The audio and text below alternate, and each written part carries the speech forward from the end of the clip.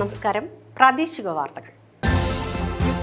ഈ വാർത്തകൾ നിങ്ങൾക്കായി അവതരിപ്പിക്കുന്നത് Marvel agencies, Thrissur road, Irinjalakuda. ഇരിഞ്ഞാലക്കുടയിലെ സമ്പൂർണ്ണ digital hub moment super shopping ഡാന ഇരിഞ്ഞാലക്കുട. ഇരിങ്ങാലക്കുട നഗരസഭയിൽ കരാറുകാർ പുതിയ പ്രവൃത്തികൾ ഏറ്റെടുക്കാൻ തയ്യാറാകാത്തത് എഞ്ചിനീയറിംഗ് വിഭാഗത്തിന്റെ അനാസ്ഥയെന്ന് BJP LDF അംഗങ്ങൾ. അതേസമയം കരാറുകാർ പണം ലാഭിക്കുന്നതിന് ടെൻഡർ നടപടികളിൽ പങ്കെടുക്കാതെ കൊട്ടേഷനിൽ പങ്കെടുക്കുന്നതാണ് കാലതാമസത്തിന് ഇടയാക്കുന്നതെന്ന് എഞ്ചിനീയറിംഗ് വിഭാഗം ഉദ്യോഗസ്ഥർ. വെള്ളിയാഴ്ച ചേർന്ന മുനിസിപ്പൽ കൗൺസിൽ യോഗത്തിലാണ് എഞ്ചിനീയറിംഗ് വിഭാഗം ഉത്തരവാദിത്തം നിറവേറ്റാത്തതാണ് പല കരാറുകാരും ടെൻഡർ നടപടികളിൽ പങ്കെടുക്കാത്തതെന്ന് BJP അംഗം സന്തോഷ് ബോബൻ വിമർശിച്ചു. സമയബന്ധിതമായി നിർമ്മാണ പ്രവർത്തനങ്ങൾ പൂർത്തീകരിച്ചില്ലെങ്കിൽ ഈ സാമ്പത്തിക വർഷത്തെ പദ്ധതി പ്രവർത്തനം സ്തംഭനാവസ്ഥയിലേക്ക് നീങ്ങുമെന്നും സന്തോഷ് ബോബൻ ചൂണ്ടിക്കാട്ടി. കരാറുകാർക്ക് നൽകാനുള്ള ബില്ലുകൾ അനന്തമായി നീട്ടിക്കൊണ്ട് പോകുന്നത് മൂലമാണ് കരാറുകാർ പുതിയ പ്രവൃത്തികൾ ഏറ്റെടുക്കാൻ തയ്യാറാകാത്തതെന്ന് LDF അംഗം CC ഷിബിൻ കുറ്റപ്പെടുത്തി. കോടികളാണ് ലഭിക്കാനുള്ളതെന്നാണ് കരാറുകാർ അവകാശപ്പെടുന്നതെന്നും നിജസ്ഥിതി വ്യക്തമാക്കണമെന്നും CC ഷിബിൻ ആവശ്യപ്പെട്ടു. അതേസമയം പൂർത്തീകരിച്ച പ്രവൃത്തികളുടെ ബില്ലുകൾ ഭൂരിഭാഗം നൽകിയിട്ടുള്ളതാണെന്ന് municipal chairperson Marykutty Joy council യോഗത്തെ അറിയിച്ചു. തുടർന്ന് വിശദീകരണം നടത്തിയ എഞ്ചിനീയറിംഗ് വിഭാഗം ഉദ്യോഗസ്ഥരാണ് നഗരസഭയിലെ ടെൻഡർ നടപടികളിൽ പങ്കെടുക്കാതെ കരാറുകാർ കൊട്ടേഷൻ നടപടികളിലൂടെ പ്രവൃത്തികൾ ഏറ്റെടുക്കുന്നതാണ് കാലതാമസത്തിനിടയാക്കുന്നതെന്ന് ചൂണ്ടിക്കാട്ടിയത്. ടെൻഡർ നടപടികളിൽ പങ്കെടുക്കുമ്പോൾ കെട്ടിവെക്കേണ്ടി വരുന്ന പണം കൊട്ടേഷൻ നടപടിക്രമത്തിൽ വരുന്നില്ലെന്നും ഉദ്യോഗസ്ഥർ ചൂണ്ടിക്കാട്ടി. കരാറുകാരുടെയും പാർലമെന്ററി പാർട്ടി പ്രതിനിധികളുടെയും സംയുക്ത യോഗം വിളിച്ച് വിഷയം ചർച്ച ചെയ്യണമെന്നും യോഗത്തിൽ ആവശ്യമുയർന്നു. സെപ്റ്റംബർ മാസത്തിൽ സാധാരണ കൗൺസിൽ യോഗം വിളിക്കാതിരുന്നതിനെ യോഗാരംഭത്തിൽ LDF അംഗങ്ങൾ വിമർശിച്ചു. ഒരു അജണ്ട വെച്ച് അടിയന്തര കൗൺസിൽ യോഗം ചേർന്നതല്ലാതെ കൗൺസിൽ യോഗം വിളിച്ചു ചേർത്തില്ലെന്നും നഗരസഭയിൽ ഭരണസ്തംഭനമാണെന്നും LDF അംഗം CC ഷിബിൻ വിമർശിച്ചു. സെപ്റ്റംബർ 30 വിളിച്ച കൗൺസിൽ യോഗം സർക്കാർ അവധി പ്രഖ്യാപിച്ചത് മൂലം റദ്ദാക്കിയതാണെന്ന് മുനിസിപ്പൽ ചെയർപേഴ്സൺ മേരിക്കുട്ടി ജോയ് വിശദീകരിച്ചു. അവധി പ്രഖ്യാപിച്ചത് മൂലം യോഗം റദ്ദാക്കിയത് മറച്ചുവെച്ച് വാർത്തകൾ സൃഷ്ടിക്കാനുള്ള ബോധപൂർവമായ ശ്രമമാണ് നടക്കുന്നതെന്ന് UDF അംഗം സോണിയഗിരി പറഞ്ഞു. നഗരസഭ ട്രഞ്ചിംഗ് ഗ്രൗണ്ട് അളന്ന് തിട്ടപ്പെടുത്താനുള്ള നടപടികൾ അടിയന്തരമായി സ്വീകരിക്കണമെന്ന് യോഗത്തിൽ BJP അംഗം സന്തോഷ് ബോബൻ ആവശ്യപ്പെട്ടു. ട്രഞ്ചിംഗ് ഗ്രൗണ്ടിൽ നടപ്പിലാക്കുന്ന വിവിധ പദ്ധതികളുമായി ബന്ധപ്പെട്ട അജണ്ടയിൽ ഇടപെട്ട് സംസാരിക്കുകയായിരുന്നു സന്തോഷ് ബോബൻ. വാതിൽമാടം സങ്കേതത്തിലെ സംരക്ഷണ ഭിത്തി കെട്ടുന്നതുമായി ബന്ധപ്പെട്ട് MP MLA ഫണ്ടുകൾ വിനിയോഗിക്കാൻ മുനിസിപ്പൽ കൗൺസിൽ യോഗം അംഗീകാരം നൽകി. വിഷയവുമായി ബന്ധപ്പെട്ട് മാറ്റി പാർപ്പിക്കേണ്ടി വരുന്ന 4 കുടുംബങ്ങൾക്ക് ഭൂമി വാങ്ങി വീട് വെക്കുന്നതിന് സർക്കാർ ഫണ്ട് അനുവദിച്ചെങ്കിലും രജിസ്ട്രേഷന് പണം കണ്ടെത്താൻ കഴിയാത്തത് പ്രതിസന്ധിയായിരുന്നു. എന്നാൽ 3 കുടുംബങ്ങൾക്ക് രജിസ്ട്രേഷനുള്ള പണം CPIM സംഘടിപ്പിക്കുന്ന പ്രാദേശികോത്സവത്തിൽ വെച്ച് ഒക്ടോബർ 19 കൈമാറുമെന്ന് ward councillor KR Lekha council യോഗത്തെ അറിയിച്ചു. ഒരു കുടുംബം സ്ഥലം കണ്ടെത്തിയ സാഹചര്യത്തിൽ പണം ആവശ്യമില്ലെന്ന് അറിയിച്ചിട്ടുണ്ടെന്നും ലേഖ പറഞ്ഞു. യോഗത്തിൽ മുനിസിപ്പൽ ചെയർപേഴ്സൺ മേരിക്കുട്ടി ജോയ് അധ്യക്ഷത വഹിച്ചു.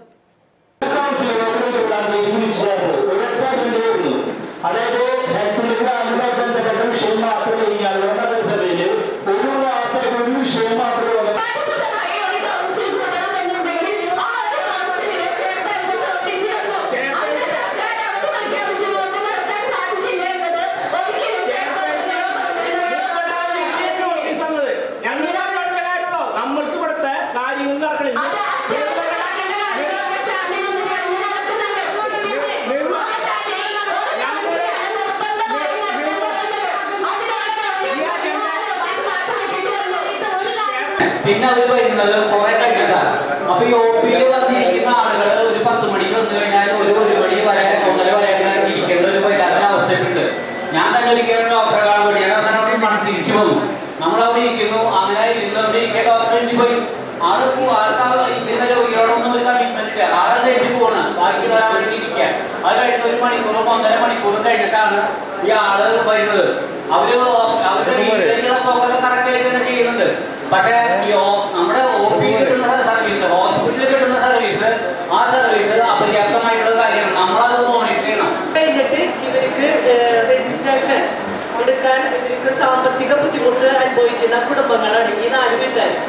ഇപ്പോൾ ഞങ്ങള് രാഷ്ട്രീയപരമായിട്ട് ഇവരെ സംരക്ഷിക്കാൻ നമ്മളൊരു സഹായം നമ്മൾ ചെയ്തിട്ടുണ്ട്. അപ്പോൾ എന്തായാലും നമ്മുടെ ഞങ്ങളുടെ CPM-ന്റെ മഹോത്സവം ഈ 17, 18, 19 തീയതികളിൽ നമ്മുടെ കണ്ടാനക്കരയിൽ നടക്കുന്നുണ്ട്. അന്ന് 19-ാം തീയതി നമ്മുടെ ഈ രജിസ്ട്രേഷൻ ഫീസ് 3 വീട്ടുകാർക്കും രജിസ്ട്രേഷൻ ഫീസ് നമ്മുടെ ബഹുമാനപ്പെട്ടുണ്ട്. പിന്നെ നമ്മൾ വളരെ വ്യക്തമായിട്ട് പറഞ്ഞിട്ടുണ്ടായിരുന്നു എന്ന് മുതൽ എന്ന് വരെ ബ്ലോക്ക് ചെയ്യുന്നത്. അതിന്റെ ഇടയ്ക്ക് നമുക്ക് കംപ്ലീറ്റ് നമ്മളോട് ചെയ്തിട്ടില്ലല്ലോ. പിന്നെ മാധ്യമങ്ങളാണെങ്കിലും വളരെ വേഗത്തിൽ അത് ചെയ്യുന്നില്ല, മാറ്റിയിട്ടില്ല എന്ന് പറയുന്നത്. 30-ാം തീയതി വരെ നമുക്ക് ലാസ്റ്റ് ഡേറ്റ് ഉണ്ട്. നമ്മൾ ആ പവർ ഒഴിച്ചിട്ട് നമുക്ക് ചെയ്യാമല്ലോ. അല്ല, യൂസിന് വേണ്ടിയിട്ടാണെങ്കിൽ അതിലൊരു കാര്യം കൂടി ഉണ്ട്. നമ്മൾ ഈ സിൽക്ക് റോഡിന്റെ ഒരു ശോചനീയാവസ്ഥ എന്ന് പറയുന്നത് കഴിഞ്ഞ Shri Koodalmanikyam Devaswom museum and archives വാർഷികാഘോഷം ശ്രീ ശങ്കരാചാര്യ സംസ്കൃത സർവകലാശാല മുൻ vice chancellor doctor MV Narayanan ഉദ്ഘാടനം ചെയ്തു. Koodalmanikyam Devaswom chairman advocate CK Gopi അധ്യക്ഷത വഹിച്ച ചടങ്ങിൽ ദേവസ്വം ഭരണസമിതി അംഗം ഡോക്ടർ മുരളി ഹരിതം ആമുഖ പ്രഭാഷണം നടത്തി. Doctor TK Narayanan, professor Savitri Lakshmanan എന്നിവർ ആശംസകൾ നേർന്നു. Museum and archives director doctor Rajendran സ്വാഗതവും ദേവസ്വം മാനേജിംഗ് കമ്മിറ്റി അംഗം അഡ്വക്കേറ്റ് KG അജയ്കുമാർ നന്ദിയും പറഞ്ഞു.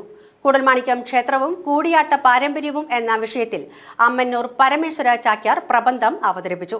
കപില വേണു മോഡറേറ്ററായിരുന്നു. Saint Joseph college professor Litty Chacko, Christ college professor Sindo Konkoth എന്നിവർ അനുബന്ധ പ്രബന്ധങ്ങൾ അവതരിപ്പിച്ചു. കഥകളിയുടെ വളർച്ചയിൽ കൂടൽമാണിക്യം ക്ഷേത്രത്തിന്റെ സംഭാവന എന്ന വിഷയത്തിൽ ഡോക്ടർ സദനം ഹരികുമാർ പ്രബന്ധം അവതരിപ്പിച്ചു. പ്രൊഫസർ സാവിത്രി ലക്ഷ്മണൻ മോഡറേറ്ററായിരുന്നു. കേരളത്തിലെ ക്ഷേത്രങ്ങളിലെ ആദ്യത്തെ ഉത്സവം എന്ന് പറയുന്നത് തൃക്കാക്കര ക്ഷേത്രത്തിലുള്ളതാണ്. അതൊരു ചെറിയ സ്ഥലമായിരുന്നു ഞങ്ങൾ അവിടെ താമസിക്കുന്ന സമയത്ത്.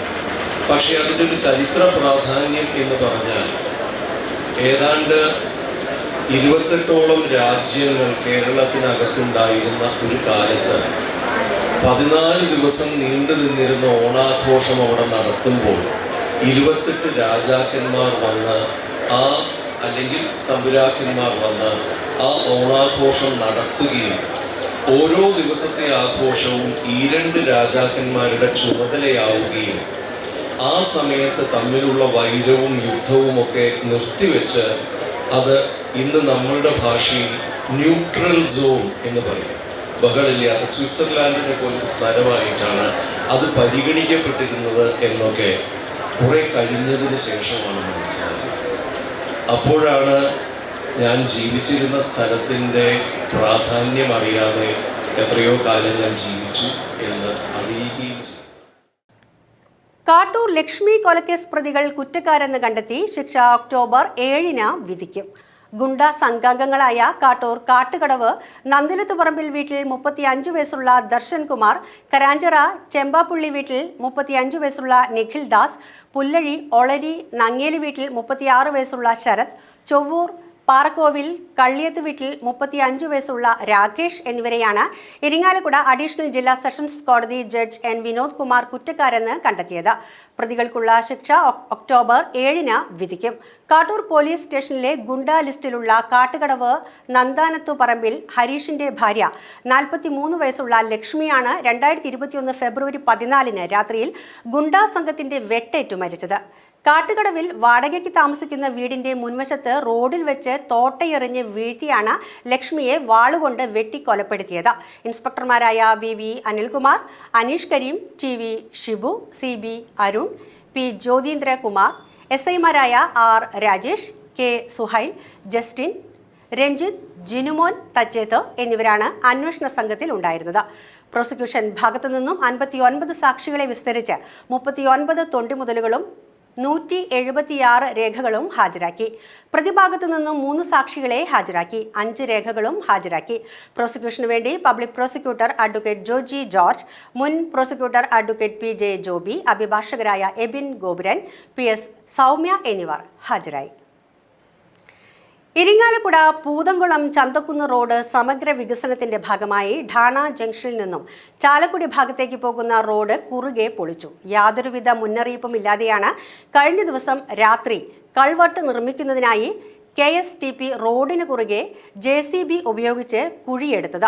ഇരിങ്ങാലക്കുട ജനറൽ ആശുപത്രി അടക്കമുള്ള സ്ഥലങ്ങളിലേക്ക് പോകുന്ന പ്രധാനപ്പെട്ട റോഡാണിത്. അപ്രതീക്ഷിതമായി റോഡ് പൊളിച്ചതിനാൽ ആശുപത്രിയിലേക്ക് എത്തുന്ന രോഗികളും ചെറുതും വലുതുമായ വാഹന യാത്രക്കാരും പ്രതിസന്ധിയിലായി. ആശുപത്രിയിലേക്ക് പോകേണ്ടവർ ഠാണാവിലിറങ്ങണം. മറ്റു വാഹനങ്ങൾ മാർവൽ ജംഗ്ഷൻ വഴിയോ മാർക്കറ്റ് വഴിയോ ചാലക്കുടി റോഡിലേക്ക് കയറണം. ചാലക്കുടി കൊടകര ഭാഗത്തേക്കുള്ള ബസ്സുകൾ ഠാണ മാർക്കറ്റ് വഴിയാണ് ഇപ്പോൾ സർവീസ് നടത്തുന്നത്. 17 മീറ്റർ വീതിയിൽ ഏറ്റെടുത്ത റോഡിന്റെ നിർമ്മാണം വേഗത്തിലാക്കുന്നതിന്റെ ഭാഗമായാണ് ഇപ്പോഴത്തെ പ്രവർത്തനങ്ങൾ. കൾവർട്ട് നിർമ്മിക്കുന്നതിന് റോഡ് പൊളിക്കുന്നത് അറിയിച്ചിരുന്നില്ലെന്ന് ബസ് ജീവനക്കാർ പറഞ്ഞു. എന്നാൽ വികസനത്തിന് എതിരല്ലെന്നും ഇതുമായി ബന്ധപ്പെട്ട പ്രവൃത്തികൾ യാത്രക്കാരെയും പൊതുജനങ്ങളെയും അറിയിക്കാൻ നടപടി വേണമെന്നുമാണ് യാത്രക്കാരുടെ പക്ഷം. എന്നാൽ റോഡ് അടച്ചുകെട്ടി കൾവർട്ട് നിർമ്മാണം നടത്തുന്ന കാര്യം മന്ത്രിയുടെ നേതൃത്വത്തിൽ നടന്ന അവലോകന യോഗത്തിൽ എല്ലാവരെയും അറിയിച്ചിട്ടുണ്ടെന്നാണ് KSTP അധികൃതരുടെ വിശദീകരണം. ഇരിങ്ങാലക്കുട സേവാഭാരതി നടപ്പിലാക്കുന്ന ജീവനം 2025 പദ്ധതിക്ക് ഒക്ടോബർ 5-ന് തുടക്കമാവും.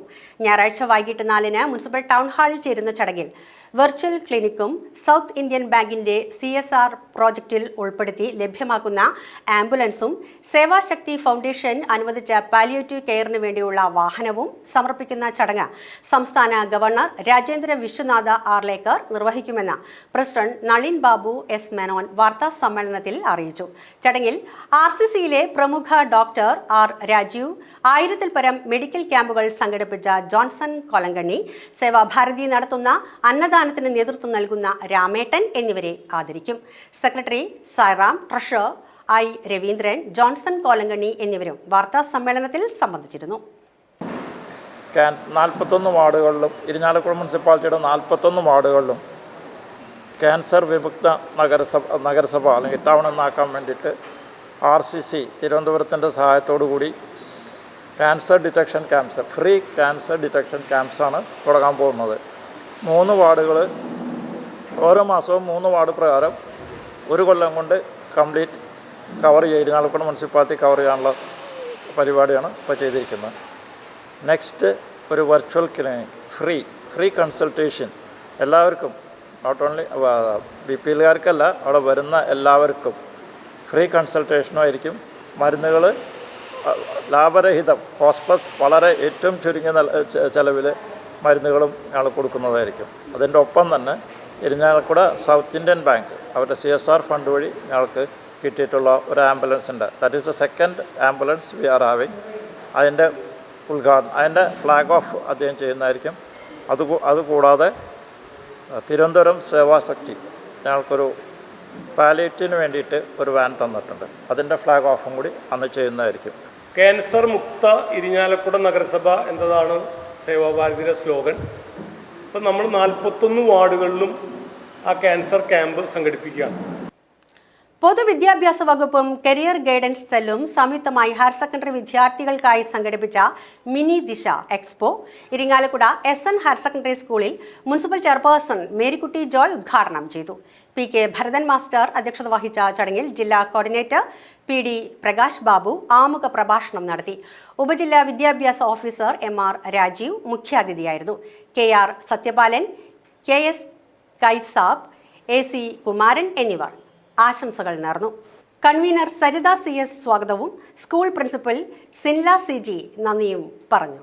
കുട്ടികളുടെ ഉള്ളിൽ അഭിരുചിക്കും അതുപോലെ അവരുടെ താല്പര്യത്തിനും ഇണങ്ങിയ രീതിയിൽ നിങ്ങൾക്ക് എങ്ങനെ നിങ്ങളുടെ കരിയർ തിരഞ്ഞെടുക്കാൻ സാധിക്കും എന്നതിനെക്കുറിച്ചുള്ള ഒരു കരിയർ ഗൈഡൻസ് ആണ് ഇവിടെ നൽകുന്നത്. മിനി ദിശ എന്ന് പറയുമ്പോൾ തന്നെ നിങ്ങൾക്ക് മനസ്സിലാകും. അപ്പോൾ മിനി ദിശ എന്ന് പറയുമ്പോൾ തന്നെ ദിശ എന്ന് പറഞ്ഞാൽ എന്താ, നമ്മൾ ഒരു വഴിക്ക് പോകുന്നതിനുള്ള ഒരു നേർവഴി നമുക്ക് കാട്ടിത്തരികയാണ്. ഹയർ സെക്കൻഡറി കഴിഞ്ഞാൽ നമ്മളൊക്കെ സ്കൂളിൽ പഠിക്കുന്ന ഈ ഒരു കാലഘട്ടം എന്ന് പറയുന്നത്, ഹയർ സെക്കൻഡറി എന്ന് പറയുന്നത് വളരെ ഒരു നമ്മൾ ഒത്തിരിയേറെ വെല്ലുവിളികൾ നേരിടുന്ന ഒരു കാലഘട്ടമാണ്. ആ കാലഘട്ടത്തിൽ നമുക്ക് നമ്മുടെ പഠിത്തമൊക്കെ കഴിയുമ്പോൾ നമുക്ക് എങ്ങനെ പോകണം, ഏത് രീതിയിൽ എങ്ങനെ തിരഞ്ഞെടുക്കണം, നമുക്കൊരു ദിശ തിരിച്ചു തരുന്നതിന് നിങ്ങൾക്ക് എവിടെ എത്തിച്ചേരണം എന്നതിനെക്കുറിച്ച് നിങ്ങളുടെ അഭിരുചിക്കനുസരിച്ച് നടക്കാനുള്ള ഒരു മാതൃക ഇവിടുന്ന് നിങ്ങൾക്ക് വേണ്ട രീതിയിലുള്ള ക്ലാസ്സുകൾ അതിന് വിദഗ്ധരായ അധ്യാപക സുഹൃത്തുക്കളുണ്ട്. അതുപോലെ മറ്റ് മേഖലയിൽപ്പെട്ട സാംസ്കാരിക തലങ്ങളിൽപ്പെട്ട ഒത്തിരിയേറെ പ്രമുഖർ ഇവിടെ വന്ന് നിങ്ങൾക്ക് ക്ലാസ് എടുക്കും.